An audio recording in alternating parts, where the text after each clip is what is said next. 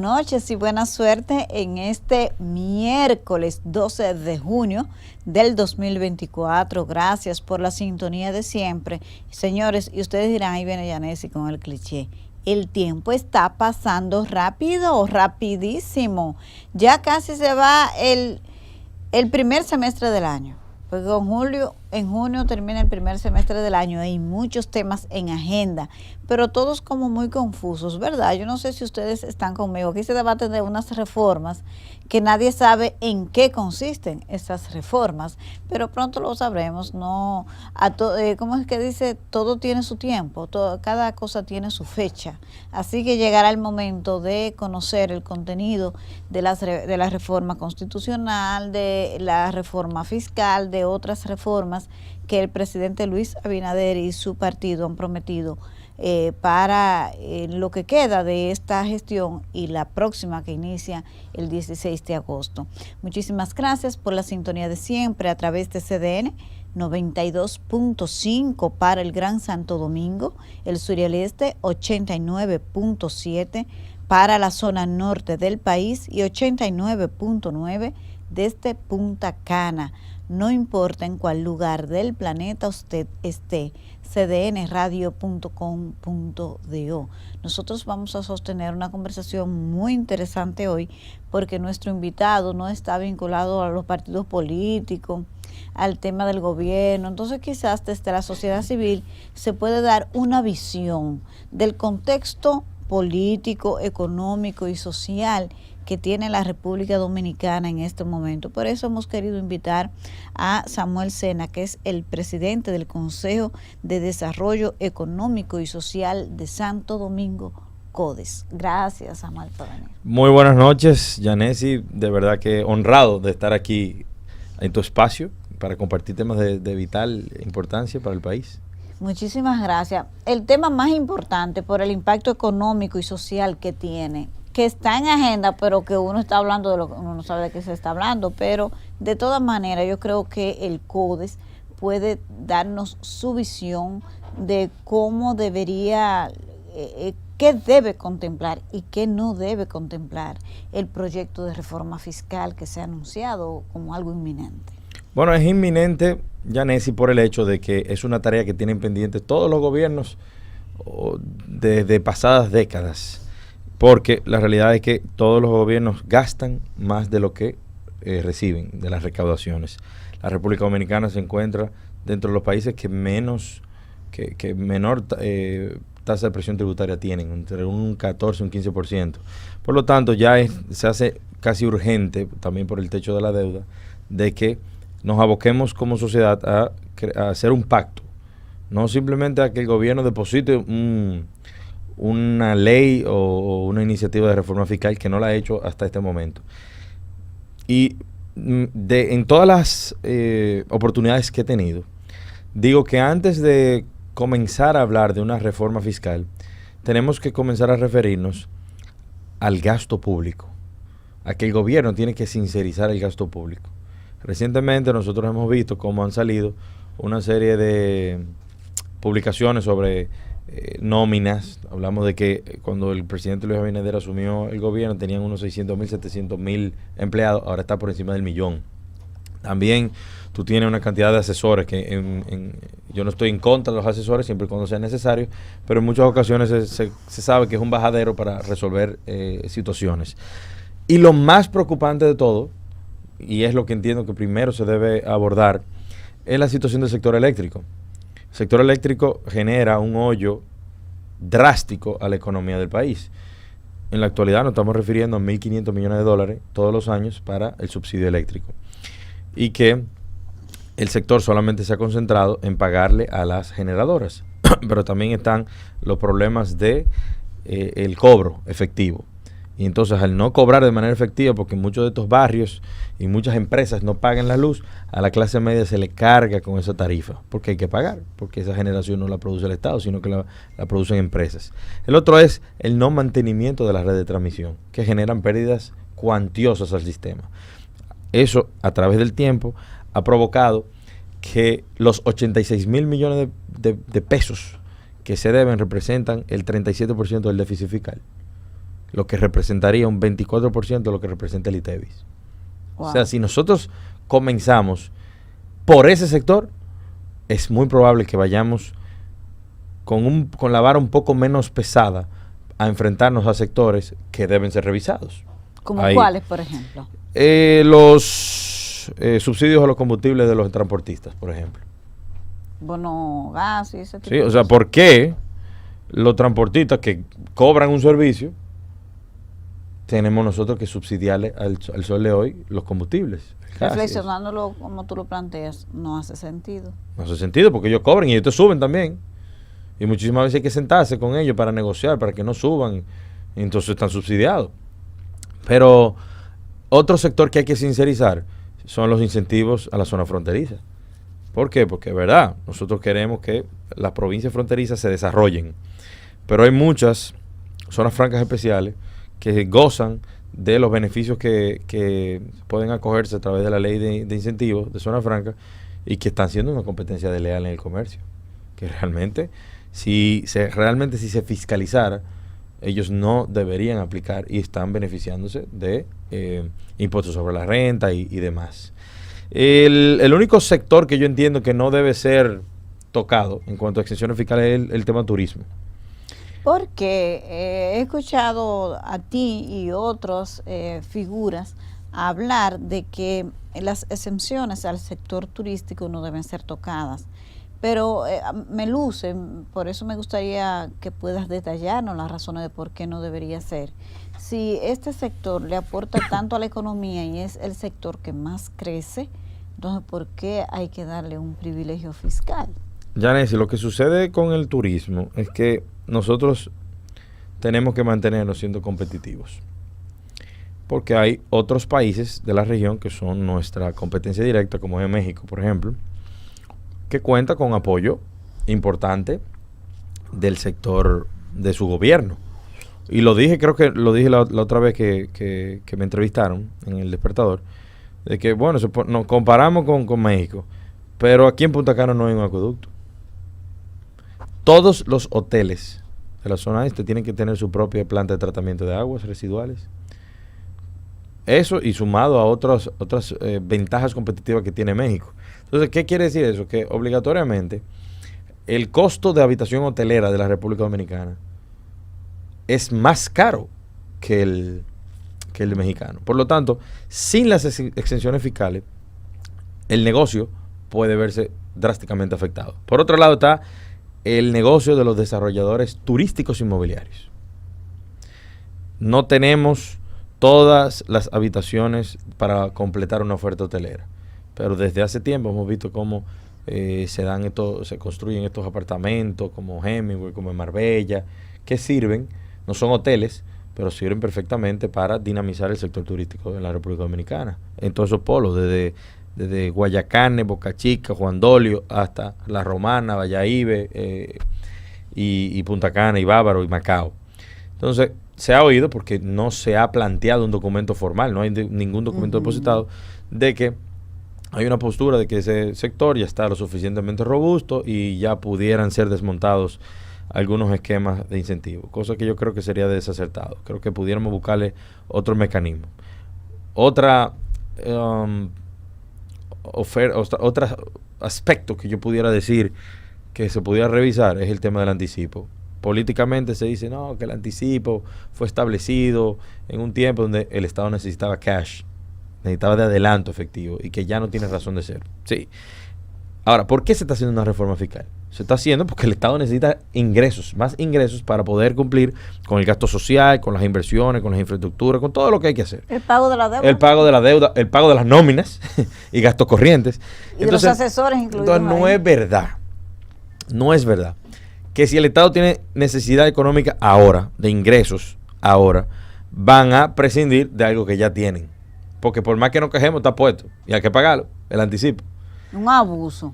Sí, ahora bien, pero Yanesi, estamos hablando sobre la base de la realidad.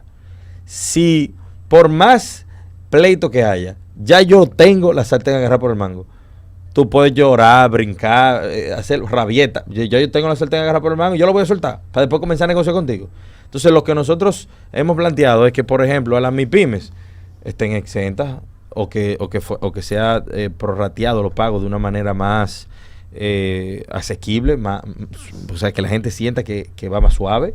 Hay una resolución que es lo que todavía no sé si está implementándose, que establece que las empresas que generan ingresos por debajo de 12 millones de pesos están exentas del anticipo. Yo lo que no sé si la DGI realmente está aplicando eso, porque en muchas ocasiones tú ves resoluciones, dictámenes y aún así te la aplican. Habría que hacerlo efectivo o verificar que se esté cumpliendo. Pero la realidad actual es que República Dominicana no puede postergar una reforma fiscal que va a afectar a la mayoría obligatoriamente, porque de dónde ya se van a tomar. Si ¿tú piensas que se van a agravar más los servicios? Puede ser, yo entiendo que sí, que lo van a aumentar. No estoy seguro, o sea, no puedo decirte que esa es la verdad, porque no lo he visto en ningún documento, pero me da la impresión de que el sentido común dice que todos vamos a tener que pagar las consecuencias de esto. El tema de llevar a la formalidad, país que tiene más de un 60% de informalidad, es el gran reto, pero eso toma también muchísimo tiempo y el Estado necesita dinero hoy. O sea, es ya. Lo necesita ya. ¿Por qué? Pero ya necesita, por eso que están, por eso que se están pidiendo préstamos. Vamos por cuánto, 38 mil millones de dólares. Es un dicho. Entonces, ese número lo he escuchado en la si el gobierno tuviera el cash para poder cumplir con los compromisos que tienen, no fuéramos a la banca multilateral ni pidiéramos préstamos internacionales para resolver problemas puntuales. Esa es la realidad, lamentable. Samuel, el CODES es miembro del CES, del Consejo Económico y Social. Correcto. ¿Tú entiendes que este acuerdo de reforma fiscal debe discutirse en el CES, que además es mandatorio de la Ley de Estrategia Nacional de Desarrollo? Sí, entiendo que es el organismo por naturaleza en el cual se debería discutir, por el hecho de que cuenta con la representación de los diferentes sectores de la vida nacional. Ahí tú tienes al empresariado, ahí tú tienes a los gremios sindicales y laborales y a las organizaciones de la sociedad civil, y en este tipo de escenarios se estila invitar a gobierno e invitar a representantes de partidos políticos. O sea, todas las fuerzas vivas para ponernos de acuerdo sobre la base de diferentes reformas. En este caso, reforma fiscal. Una cosa, es entre los rumores que se escuchan es que el gobierno tendría en agenda aprobar el proyecto de reforma fiscal en lo que queda de transición. Desde tu perspectiva, ¿tú crees que haya tiempo para eso, para que se presente un proyecto, socializarlo, aprobarlo en 2 cámaras y después, verdad, tiene que ser promulgado por el Poder Ejecutivo y todavía no se ha dado a conocer? Mira, esos son simplemente rumores, porque mira, el presidente de la República ha hablado de consenso y de que va a llamar a toda la fuerza viva y los partidos de oposición. Por lo tanto, yo creo que hasta tanto no se vea prueba en contrario, el presidente ha sido un promotor del diálogo a través del Consejo Económico y Social desde que llegó. No ha impuesto ningún proyecto de ley, salvo creo que el del DNI, que pasó.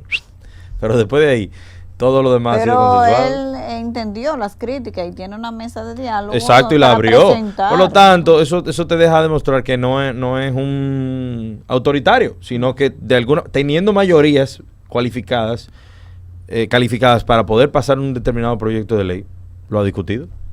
Pero ¿tú crees que se haga eso antes del 16? Yo no creo, porque si él está contando sobre la base de incluir a la oposición y a los diferentes sectores, una reforma fiscal no se da de la noche a la mañana. Tiene que ser un consenso sobre la base de temas medidos. Y si es integral, debería contemplar seguridad social, debería contemplar código de trabajo, debería contemplar otros esquemas que se afectan cuando tú modificas el esquema fiscal y tributario de un país. Ayer estuvo aquí el consultor jurídico del Poder Ejecutivo y reveló que hay un proyecto de reforma, de modificación al Código Tributario, que lo sometió al Ministerio de Hacienda y que la consultoría jurídica está evaluando. ¿Ustedes tenían conocimiento de eso en el CODES? Y si saben con relación a eso y si tienen algún temor de que se va a modificar en ese Ni idea, realmente me estoy enterando ahora mismo de eso que tú me estás diciendo. No teníamos idea de que de que estaba modificando el Código de Trabajo. Hay un proyecto, él lo dijo aquí, por eso no se ha debatido ni nada, pero él lo dijo que el Ministerio de Hacienda lo ha sometido. Pero ustedes tienen algún tipo de temor que en el Código Tributario se puedan establecer modificaciones que quizás afecten los sectores productivos. Mira, yo creo que en torno a una conversación de buscar diálogo sobre la base de una reforma tributaria, una reforma fiscal, si tú o si el gobierno de manera subrepticia trata de modificar el código tributario sin informarlo y sin hacer vistas públicas, creo que sería un error, porque para modificar el código no es para eliminar impuestos, me imagino, sino para agregarles otros. Entonces, no sería lo más transparente. El que quiere buscar diálogo, que es el mensaje que viene desde el Poder Ejecutivo. Y me imagino que todos los funcionarios deberían estar alineados a la voluntad del primer mandatario. Hay otro proyecto que hasta ahora ha generado incluso más debate de que la propia reforma fiscal, es el proyecto de reforma constitucional, que tampoco sabemos el alcance, pero que el presidente de la República ha expuesto 2 puntos fundamentales que él entiende deben tocarse allí, que es una especie de dificultar más la modificación a la Constitución, que se ha popularizado como candados, y el tema de la independencia del Ministerio Público. En el CODES este tema se ha discutido. ¿Cuál es la postura de ustedes con relación a cuando se presente eso? Y más bien mi pregunta iría enfocada. ¿Ustedes desde el CODES observan que hay una necesidad de convocar la Asamblea Revisora para modificar la Constitución de la República? Mira, Yanesis, más que esos aspectos a lo que se ha hecho referencia el presidente en el pasado, de poner los candados y de establecer parámetros constitucionales para blindar la Constitución, para darle independencia al Ministerio Público, a mí me preocupa algo más complejo. Y es que cuando se abre la Asamblea Revisora, no sé, son todos los artículos que pueden ser modificados. No se limita a los artículos que establece la ley que convoca. Esos legisladores son soberanos. Y si por cosa de la vida, por poner un ejemplo, hay uno o varios legisladores interesados en modificar el artículo 37 de la Constitución. O el 124. El 37 puede dividirte la sociedad, que está dividida en torno a un código penal que no se ha aprobado en virtud de, alegadamente, de que no se quiere aprobar con las causales. Y aunque se apruebe hoy el código penal, incluyendo las causales, se pudiera declarar inconstitucional en virtud del 37, que establece el principio de inviolabilidad de la vida de la concepción hasta la muerte. Ahora, si la Asamblea Revisora se abre y hay uno o varios que dicen, pero vamos a aprovechar y vamos a quitar el 37, ya la causal pueden ser aprobada incluso en una ley. Ojo, esto no quiere decir que yo estoy a favor o en contra de las causales. Yo te estoy diciendo, finalmente, ¿qué tú piensas de eso? Yo te estoy diciendo lo que lo trajiste así a colación. Bueno. Tú tienes una postura, bueno, eso es la democracia. Yo antes tenía una postura un poco más rígida, aunque he cambiado a una posición más humanista. Y creo que todos tenemos que reflexionar sobre eso. Pero no quiero abundar mucho sobre esos criterios. Tú pareces político, me fuera candidato. Yo no, en lo absoluto. Lo que pasa es que yo conozco los diferentes sectores y uno trata de mantenerse equidistante para poder constituirse en un puente. Nosotros me considero un pupilo del Monseñor Agripino como figura promotora del diálogo, y creo que en República Dominicana faltan personalidades con la capacidad de mantenerse equidistante de algunos temas, con la finalidad de que si en algún momento llegase la necesidad de sentar a los diferentes actores, pueda fungir como un ente de diálogo. Ya. Entonces, ustedes tienen en el CODES, podríamos decir que existe ese temor de que cuando se convoque la Asamblea Revisora puedan ocurrir situaciones inesperadas. Que darle el carácter de independencia al Ministerio Público. ¿Quién se opondría a eso?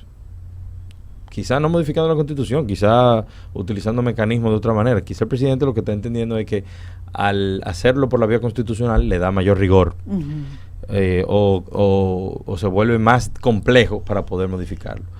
Pero la realidad es que cuando tú abres esa puerta, muchas cosas pueden suceder. Ya. Y no solamente el tema de la reelección presidencial, que en mi opinión, el presidente de la República no se reelige más. No, él le ha dicho que no, pero tú sabes cuál es la historia. Hay un aquí, historial, ¿verdad? hay un antecedente. Me da la impresión a Samuel Sena, eso no es CODES, a Samuel Sena, de que ese señor no anda buscando un tercer periodo.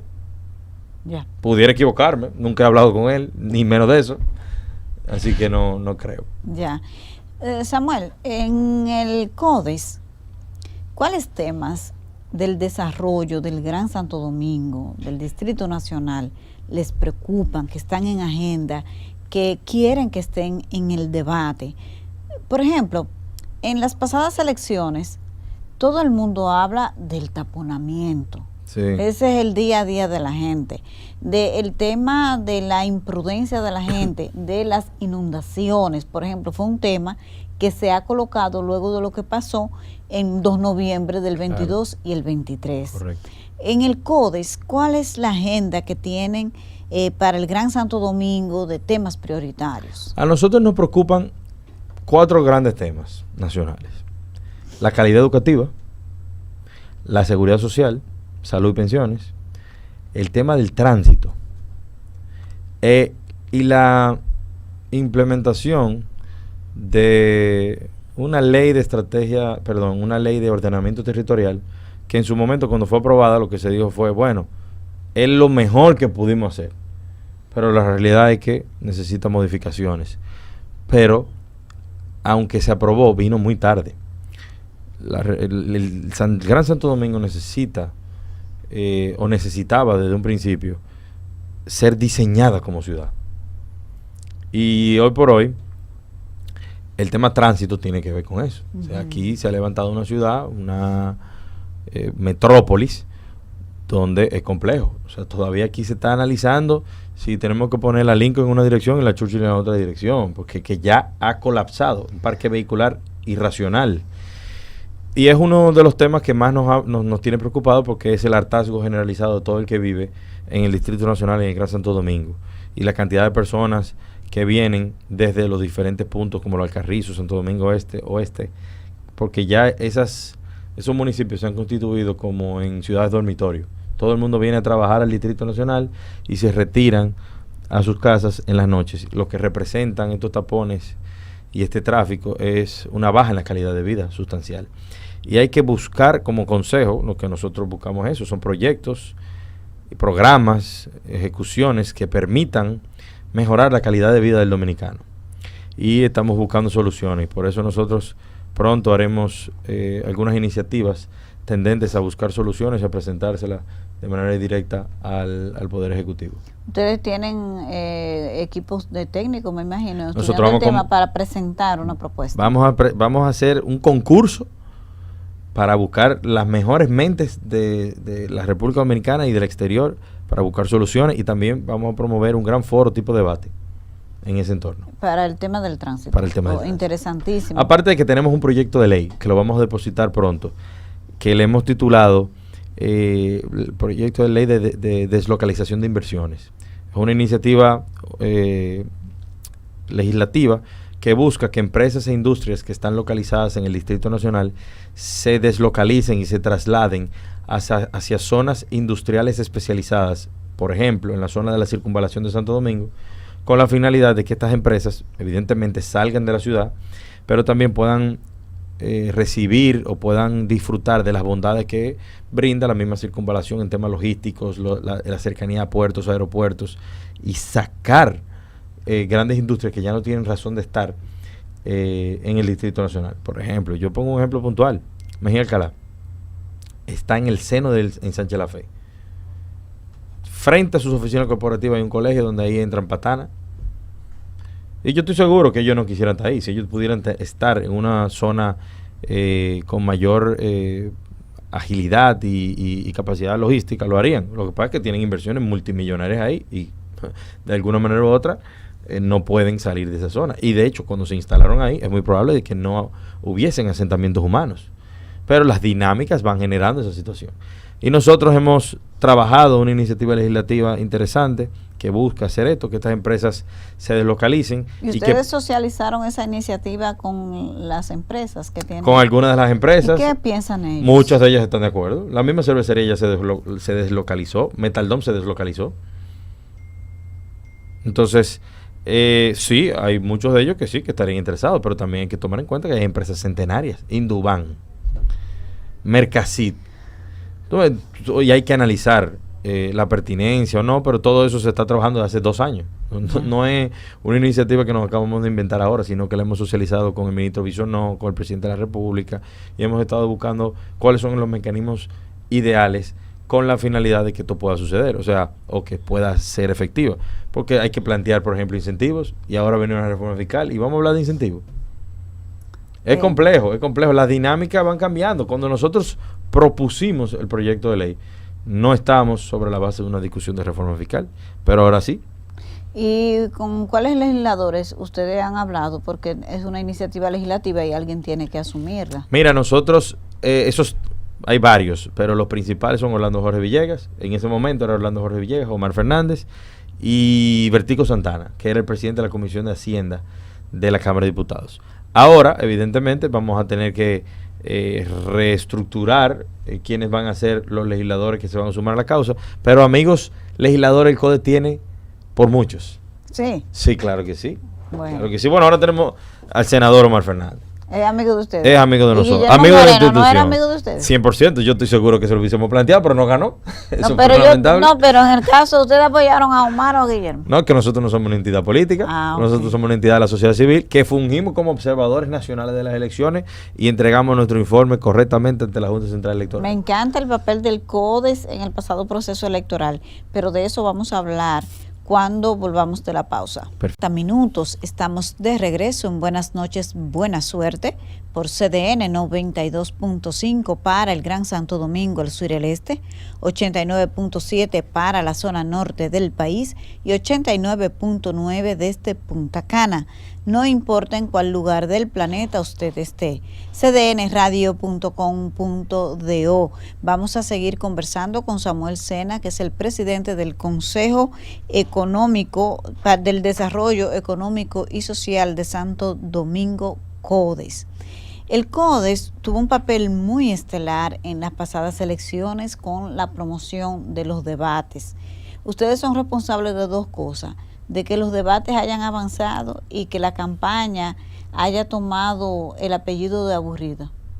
Bueno, eso lo escuchamos, y si eso es aburrimiento, quiero que la sociedad sepa en sentido general que ese aburrimiento nos ahorra muchos recursos. Sí. Porque caravana y los 5,000 millones de pesos que se le entregaron a los partidos políticos en estas elecciones pasadas lloran ante la presencia de Dios. O sea, es demasiado dinero para dedicarlo a la política, cuando ahora, después de la política, tenemos que enfrentarnos a una discusión de reforma fiscal. Entonces, desde el CODE nosotros estamos muy honrados, felices, agradecidos de Dios y del pueblo dominicano de la acogida que tuvieron estos debates, porque realmente eleva el nivel de la discusión política en la República Dominicana, pero también nos permite como ciudadanos llegar más edificados, tener más conocimiento, elegir con mayor claridad quiénes van a ser las personas que van a detentar una determinada posición pública. Hablabas de los recursos. Me gustaría saber si ustedes respaldarían algún proyecto de ley que modifique el monto de recursos que reciben los partidos políticos, o si preferirían que se les quite de manera definitiva el financiamiento que reciben los partidos políticos. Mira, yo creo que si se quita de plano el financiamiento, se quedarían solamente los más grandes, que los que más estructura tienen, y eso sería afectar la democracia. Pero de que hay que ponerle un tope, eso hay que hacerlo urgentemente. Primero, porque abarataría también las campañas. Tenemos un tope. Si los partidos reciben hasta tanto, bueno, con eso usted tiene que resolver. No importa, llueve, trueno, venté. Y también forzaría a las organizaciones partidarias a buscar mecanismos de autofinanciamiento. Usted quiere ser algo, póngase creativo, pero hay que ir reduciendo esa brecha que se ha creado en la política. Tú sabes lo que se dice que cuesta una candidatura a diputado por la segunda circunscripción del Distrito Nacional, entre 20 y 30 millones de pesos. Pero eso no le dan el salario que reciben, ¿a cambio de que se gasta tanto dinero? Esa es la pregunta que se hace. O sea, ¿qué tan bondadoso es una persona que quiere ser servidor público para gastar 30 millones de pesos para ser diputado? Esa pregunta la podemos en el aire. Es una pregunta que todo el mundo se hace porque no te alcanza el salario para y todo lo que hay que trabajar, porque es muy agotador el trabajo de la campaña política. Yo creo que ahora mismo no sería factible, o sea, no darle, o sea, que los partidos se autofinancien, que eso sería un estado ideal, como pasa en otros países desarrollados, pero la realidad es que hay que ponerle un límite a eso. Eso fue extremadamente ridículo, la cantidad de dinero. También hay un tema de la cantidad de partidos políticos. Pasamos a 34 partidos nacionales y 10 movimientos accidentales, si mal no recuerdo el dato. ¿Ustedes estarían de acuerdo que quizá en una modificación a la ley se puedan poner criterios más rígidos para mantener reconocimiento y para acceder a tener reconocimiento a los partidos políticos? Claro que sí, tiene que haber requisitos que pongan límites a esto. Que no puede ser que se creen todos los años partidos nuevos que reciben fondos públicos y que siguen repartiéndose el erario. Eso no. Y que cuando van al balotaje no sacan. No rinden. No rinden. O sea, ¿para qué están haciéndolo? ¿Para generar dinero? ¿Dinero del pueblo? No creo. Yo creo que de alguna manera u otra hay que comenzar a poner los límites necesarios en la ley electoral y de partidos políticos. Ahí, como resultado de las elecciones, ha quedado una preocupación en la sociedad y fue la alta abstención. Es el tercer proceso electoral donde se registra una baja participación. Quizás no tenemos que tomar tanto en cuenta lo que pasó en el 2020 porque fue en medio de una pandemia, pero ahora no había ninguna circunstancia especial que le dijera a la gente o que obligara al ciudadano a que no vote. Fue entre un 13, 15 a 16% superior a la media histórica. Ustedes en el CODES, que ya se han involucrado de una manera, vamos a decir, militante en este tema de los partidos políticos, de los procesos electorales y por ende de la democracia, ¿qué les preocupa de esa parte? Siempre va a ser preocupante la poca participación o la baja participación de la sociedad en los procesos democráticos. Yo he oído propuestas, o salió una propuesta recientemente de la obligatoriedad.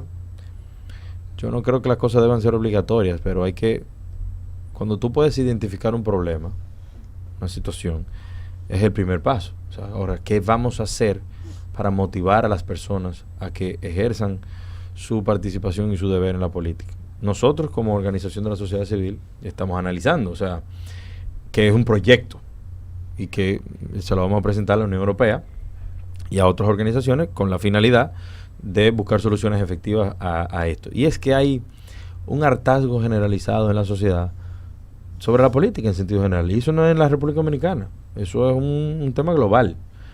La gente le ha perdido la credibilidad al sistema de partidos. Entonces, por ende, entiende que todos son iguales, que todos son lo mismo, todos prometen y no cumplen. Y eso en el tiempo se va sumando y bueno, genera altas tasas de abstención en los procesos electorales. ¿Qué es lo que tenemos que hacer? Fomentar la participación de los políticos, o sea, hacer que rindan cuentas, que la gente vea que están haciendo su trabajo, que si se pueden disminuir instituciones se disminuyan, porque eso es parte también, la dualidad de funciones.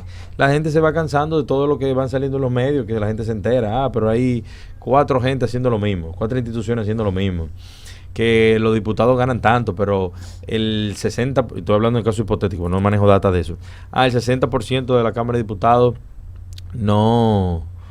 de los diputados no han presentado ningún proyecto de ley. Entonces, ¿para qué ustedes están ahí?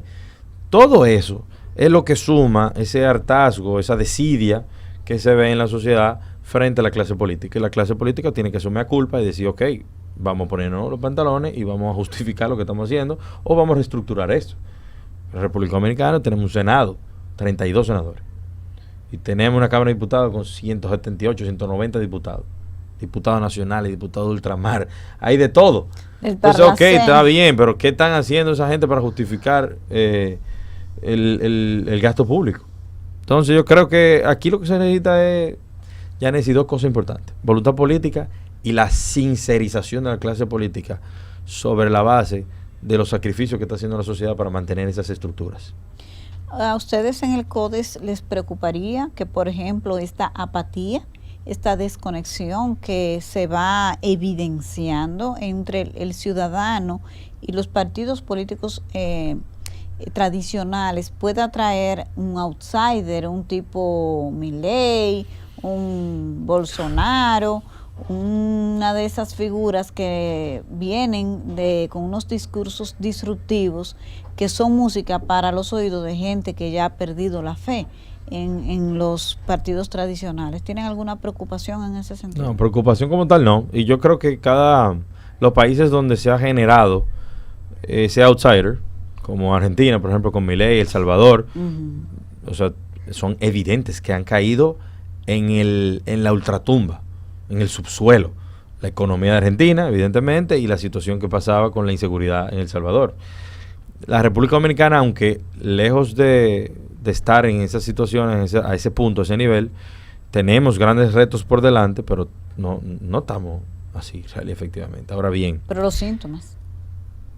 Como en muchos de los países, y queda de los gobiernos llevar a cabo, diseñar e implementar políticas públicas que puedan hacer que, como se dice en sociología, que el grado de elasticidad de los pueblos no llegue a su extremo, sino que de alguna manera u otra la gente no quiera, que no haya convulsión social por tales fines. Yo no creo que aquí vaya a venir un outsider, un Milei, por lo pronto.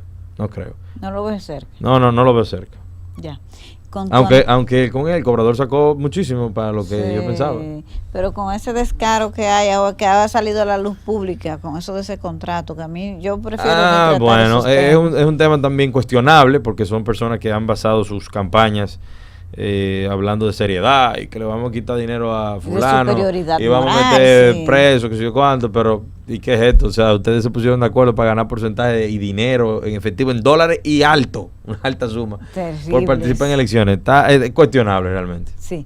Con tu anuencia, vamos a conversación con Samuel Sena, que es el presidente del Consejo de Desarrollo Económico y Social de Santo Domingo, CODES. El CODES, por lo que veo, tiene una parecería que salió como de las entrañas de Monseñor Agripino Núñez Collado. A veces se da esa impresión porque ha sido tan relevante el papel que ha empezado a jugar esa institución, especialmente en los procesos electorales que son tan conflictivos, y especialmente porque ustedes le aportaron ahora calidad al debate, le aportaron ese tipo de cosas. A mí me gustaría saber cómo el CODES visualiza el tema de un posible mediador en la República Dominicana, si haría falta. Qué bueno que las elecciones pasaron bien. Sí, claro. Y que ojalá que no se necesite. Pero tras la muerte de Monseñor Agripino Núñez Collado, todavía estaba en el 2020 mediando en una mesa cuando suspendieron las elecciones. Entonces yo dije, bueno, a estas elecciones vamos sin Monseñor, pero gracias a Dios que tanto por el trabajo de la Junta Central Electoral como por la madurez de los partidos políticos, no hubo mayores conflictos. Pero eso no quita que pueda volver a ocurrir. Claro. Bueno, mira, no te puedo decir que el CODES salió de las entrañas de Monseñor. Yo sí tampoco puedo decir que fui pupilo, pero me acerqué bastante desde la universidad. Estuve en Pucamaima a Monseñor y aprendí bastante de él. De sus experiencias, de sus libros, de sus memorias, de los cuentos que me hacía, de las cosas que ha vivido, o que vivió, perdón. Sí, y les mando un saludo desde aquí. Nosotros hemos tenido buenos madrinas y padrinos que nos han aconsejado en el tiempo sobre muchos temas. Yo, particularmente como presidente del CODES, he consultado con el presidente Fernández temas, porque yo tengo 36 años. Claro. Es un señor que fue 3 veces presidente de la República. El doctor Milton Ray Guevara, una persona que yo consulto con frecuencia. la doctora Iraima Capriles, a la que le tengo un aprecio como si fuera mi segunda madre. ¿Y por qué doña Iraima ya no es la secretaria del CES? Doña Iraima fue la directora ejecutiva del Consejo Económico y Social y ya por una decisión particular ella decidió pensionarse. Aunque no lo comparto.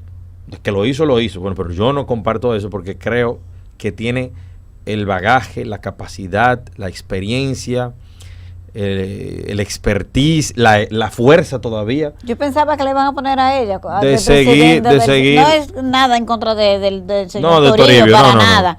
Pero que Toribio fue el primer director ejecutivo del CES. Claro, pero como ella trabajó tanto tiempo al lado de un señor, era como una continuidad de ese modelo de trabajo, pero bueno. Sí, pero el presidente decidió poner al presidente Toribio. Pero la realidad es que nosotros hemos contado como organización con don Orlando Jorge Mera. No se me puede pasar de ninguna manera.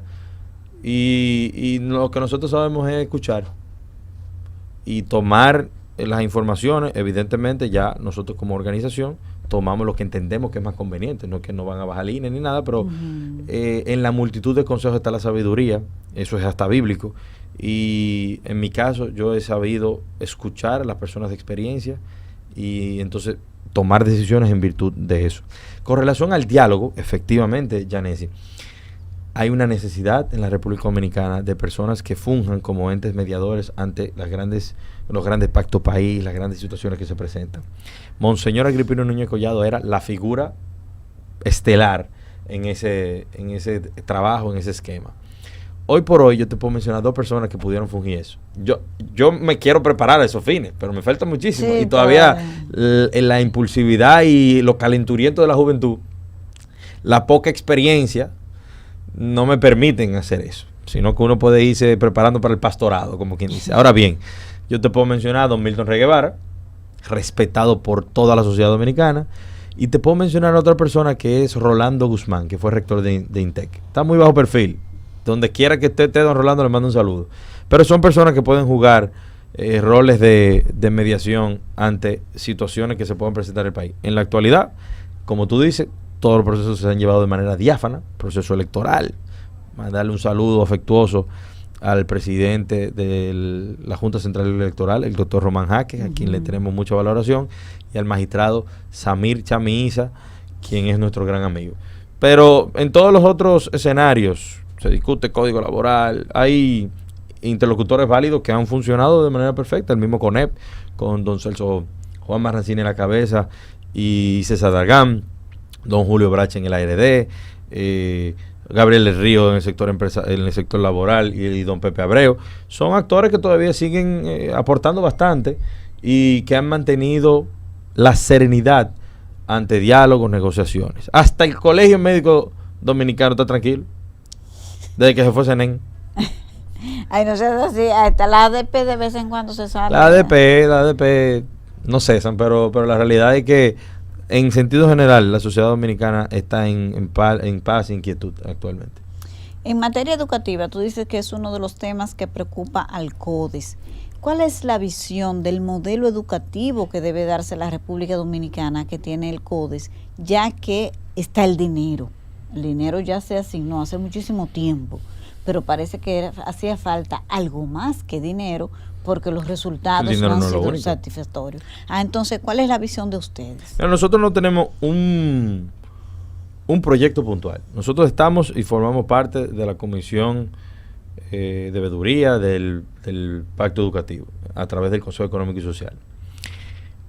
Lo que sí entendemos es que de alguna manera u otra, todos los actores y las fuerzas vivas y lo que contribuimos desde esos diferentes escenarios, tenemos que pactar que haya un plan a 15 años, a 20 años. No puede ser, Yanesi, que cuando un gobierno sale y cambian un ministro de Educación, cambiamos textos escolares, política pública en materia de educación. No, me voy más lejos. Dentro de un mismo gobierno cambian al ministro y ese ministro cambia totalmente. El ministro Fulcal fue quien inició y ya Ángel Hernández ha cambiado casi todo. O sea, necesitamos implementar algo, no lo que sea, pero algo bien estructurado y darle tiempo. porque es que nunca vamos a ver resultados cambiando cada 2 años toda la política educativa. Y en torno a eso tiene que haber un pacto por no tocar, como pasa en México, por ejemplo, con el tema de la reelección presidencial. En México se modifica la Constitución, pero nunca sobre los periodos que deberían, los periodos... Periodo presidencial. No. En México no se reelige ni el barrendero, ni el diputado federal, ni el local, ni los alcaldes, ni el presidente. Hay una cultura de no reelección. Nadie toca eso. Aquí es al revés. En los Estados Unidos se hacen enmiendas, se pueden hacer enmiendas a la Constitución, pero eso no se modifica. Entonces aquí tenemos que entrar en el esquema de, ok, con relación a la educación, nos fijamos esta meta, no le ponemos la mano. Los ministros se tienen que sumar al plan estratégico. Por ejemplo, a lo que ocurre con Santiago.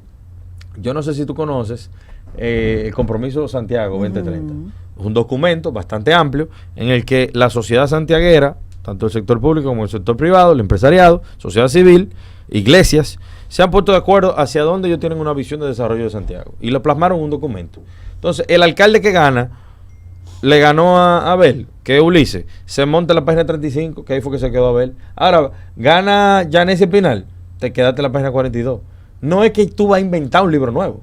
Es que tú te tienes que montar en la planificación de desarrollo. Atención partido, que acabamos de lanzar mi candidatura a la de Santiago. Bueno, a la yo alcaldía de Santiago. Si tú eres de allá no hay problema. Entonces, la realidad es que hay que tener una continuidad institucional, continuidad de Estado sobre los temas más trascendentales e importantes para el desarrollo del país. Sí, ¿hay alguna idea final? Ya vamos a cerrar el programa, especialmente vinculado al tema de la reforma fiscal, y uno nunca sabe si lo que traiga el barco genera convulsiones sociales. Eso ha pasado aquí en otros países. Sí, en Colombia pasó en el 2020. Yo creo que la República Dominicana tiene que abocarse, todas las fuerzas vivas, salud, a conocer la propuesta que deposite el gobierno de la República Dominicana, consensuarla, esa es la palabra clave, dialogar y consensuar, sobre la base de que el documento final que salga sea legitimado por todos los actores de la sociedad civil, todos los actores de la sociedad en sentido general, y que pueda ser implementado. Volvemos y decimos, hay una realidad que no se puede ocultar, que es que de alguna manera u otra ya tenemos que poner orden a la finanza pública, pero esto no es menos cierto que quizás si no se hace con el rigor necesario del consenso, pudiera acarrear situaciones sociales que no colaboran en lo absoluto con el bienestar de la sociedad, ni el clima de inversión, ni la tranquilidad de todos los dominicanos. Así que vamos a esperar qué documento se deposita y los diferentes escenarios o el escenario que se elija para discutir esto. Muchísimas gracias a Samuel Sena, que ha estado con nosotros compartiendo una visión un poco más equilibrada, diría yo, de su rol de la sociedad civil. Así que nosotros nos encontramos de nuevo mañana en Buenas noches, buena suerte.